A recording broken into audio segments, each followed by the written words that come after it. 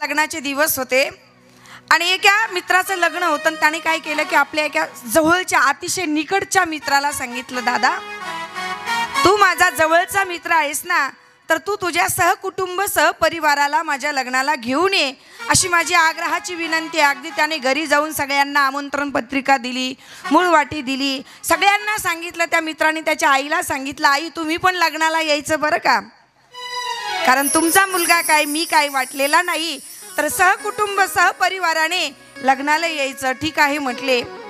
आणि ज्या दिवशी विवाह होता ना, तर त्या मित्राने काय केलं, एवढा जवळचा मित्र आहे ना, तर सगळ्या सहकुटुंब सहपरिवाराला घेतलं आणि आपल्या मित्राच्या लग्नाला आल्यानंतर आता जवळचा मित्र होता, तर जवळचा मित्र असल्यामुळे सगळे कामं करू लागले. त्याची पत्नी काम करायला लागले, मुलगी काम करायला लागली, मुलगा काम करायला लागला, तो स्वतः मित्र काम करायला लागला. मग त्या मित्राच्या आईने विचार केला, बाई माझ्या स्वतःच्या मुलाचं लग्न असतं तर मी नाही का काम केलं असतं, मग माझ्या मुलाचा मित्र काय आणि माझा मुलगा काय एकच आहे. म्हणून ती आजी काम करायला लागली, हे काम कर ते काम कर, जे हाताला येईन ते काम करू लागली. ते पाहिलं त्या नवरदेवाने, तर नवरदेव म्हटला, माझ्या मित्राची आई आली, सहकुटुंब सहपरिवार आले, हेच मला भरपूर झालं. माझ्या मित्राच्या आईने माझ्या विवाहामध्ये काम करावं अशी काही माझी इच्छा नाहीये. या आईने मला फक्त आशीर्वाद दिला ना तरी भरपूर झाला. म्हणून तो स्वतः नवरदेव आला एवढ्या घाई गडबडीतून, नाहीतर नवरदेव तेव्हा कोणाला बोलायला सुद्धा तयार नसतो. नवरदेवाला जाऊन भेटावं लागतं प्रत्येकाला.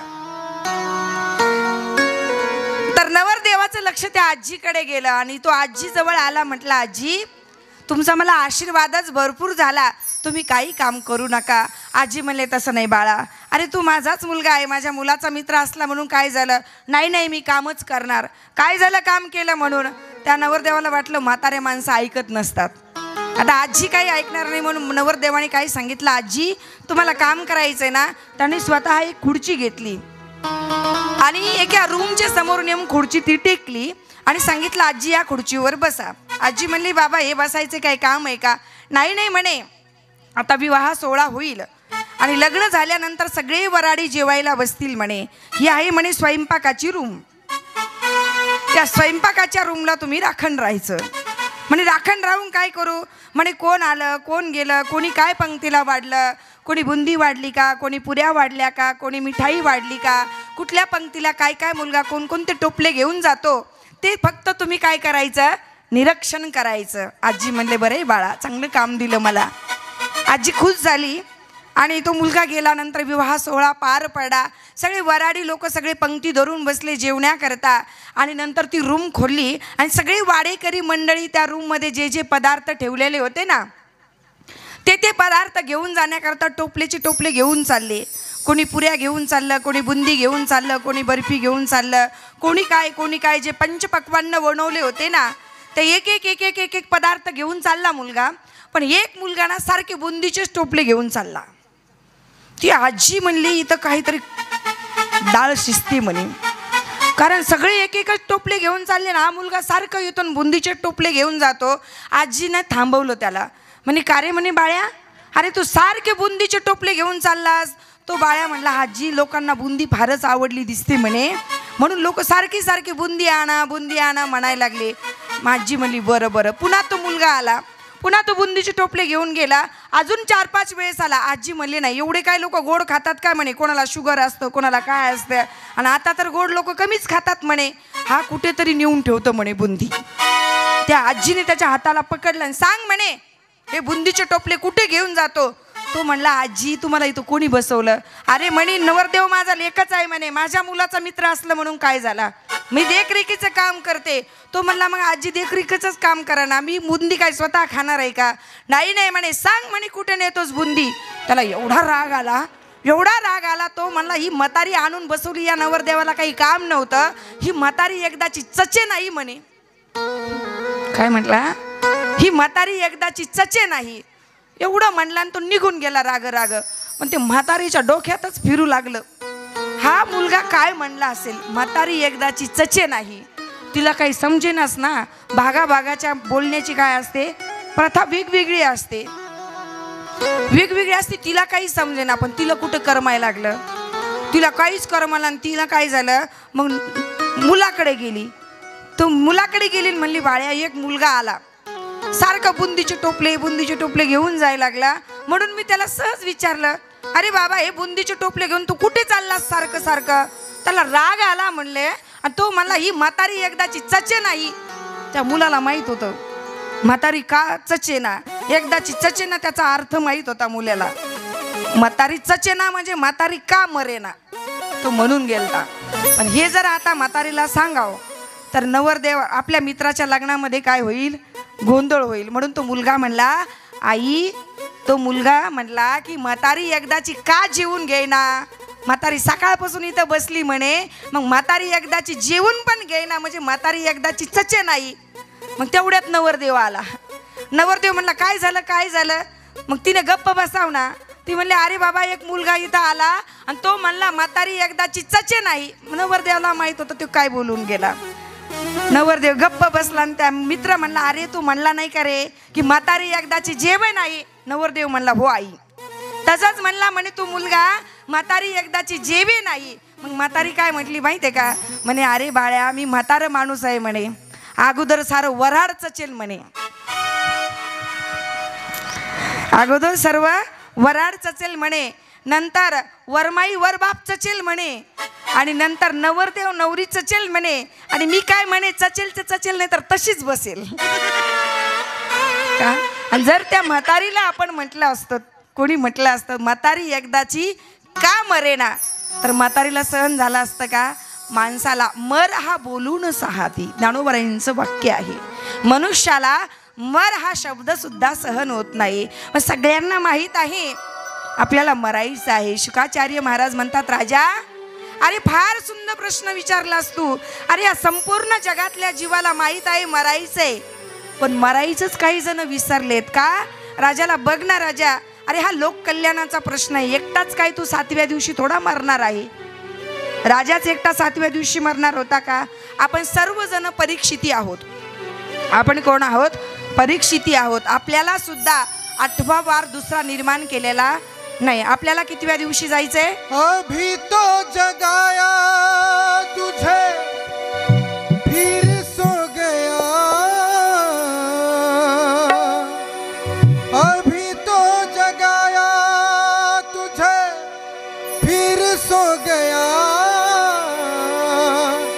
उठ परदेसी तेरा वक्त हो गया, उठ परदेसी तेरा वक्त हो गया.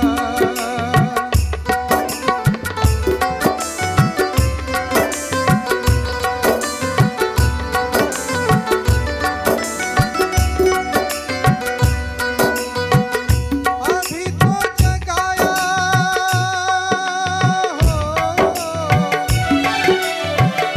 अभी तो जगाया तुझे फिर सो गया, उठ परदेसी तेरा वक्त हो गया, उठ परदेसी तेरा वक्त हो गया. टाळी वाजवा.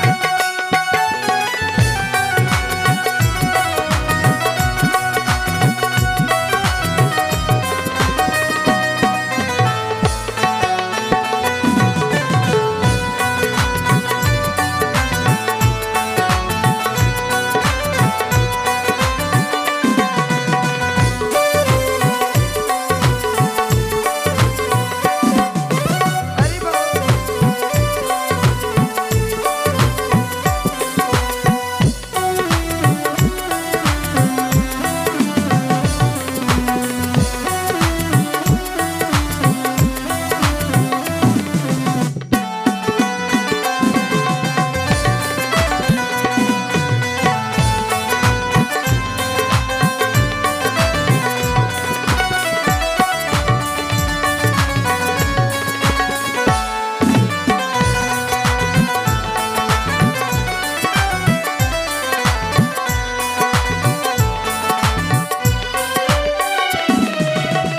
हम परदेसियों की यही है कहानी, हम परदेसियों की यही है कहानी, आया और चला गया खत्म कहानी,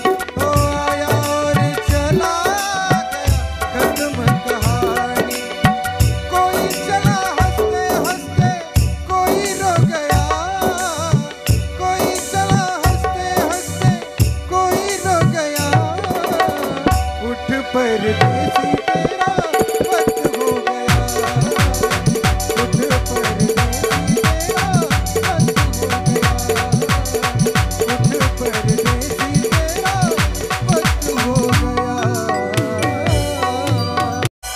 आपण सर्व या जगामध्ये परदेशी आहोत का? आणि आपल्याला हा देश हा सोडून जायचा आहे, सगळ्यांना माहित आहे, मरायचं आहे, आपल्यालाही 7व्या दिवशी जायचं आहे.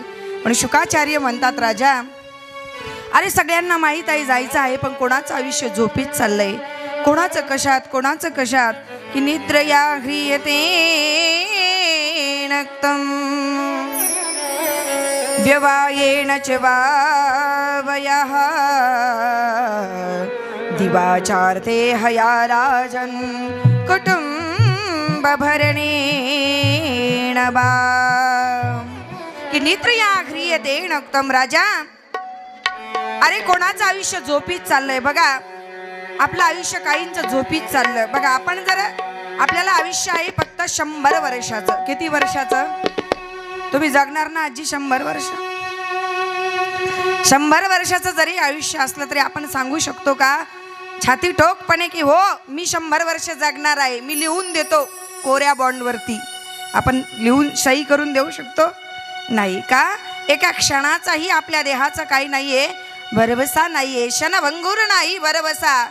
वारे सावध तोडा माया आशा, काही न चले मग गळा पडेल फासा.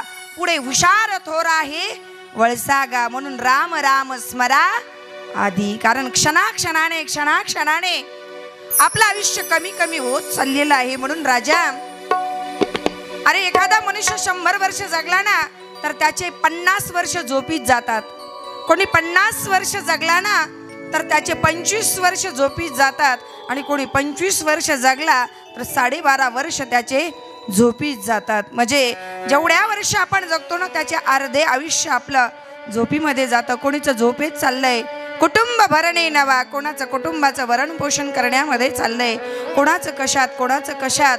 पण सर्व विसरलेत की आपल्याला हा देहाचं गाव सोडून, हा परदेश सोडून आपल्यालाही एक दिवस भुरकून उडून जायचं आहे. हा एक दिवस हा पिंजरा सोन्याचा असू द्या, चांदीचा असू द्या किंवा लोखंडाचा असू द्या, पिंजरा हा पिंजराचा असतो. आणि त्या पिंजऱ्यातून पक्षी जसा उडून जातो ना, त्या पिंजऱ्याचा मोह ठेवीत नाही. तो पक्षी ठेवतो का? भर दिशी उडून जातो. पण आपल्याला पिंजऱ्याचाच मोह राहतो. पिंजऱ्याचं कसं होईल, मी गेल्यानंतर जाऊन बघा कोणाचंच काही राहत नाही. पण आपला उगाच मोह जडतो की पिंजऱ्यातल्या लोकांचं कसं होईल. आपण पंढरपूरला जातो तर नाही आलो असतो, पण पेरणी कशी होईल. घरचे म्हणते बाबा जा तर खरी, बघू काय व्हायचं ते. सगळं काही होतं पण आपल्याला पिंजरा सुटत नाही. एकट्याला महाराज आपण आलेलो आहेत ना, जसा एखादा पक्षी पिंजरा सोडून भुरकून उडून जातो ना. तू लाख इबादत कर ले, तू लाख इबादत कर ले, तू लाख करे रखवाली. अरे उड़ जाएगा एक दिन पंछी रहेगा पिंजरा खाली. अरे उड़ जाएगा एक दिन पंछी रहेगा पिंजरा खाली.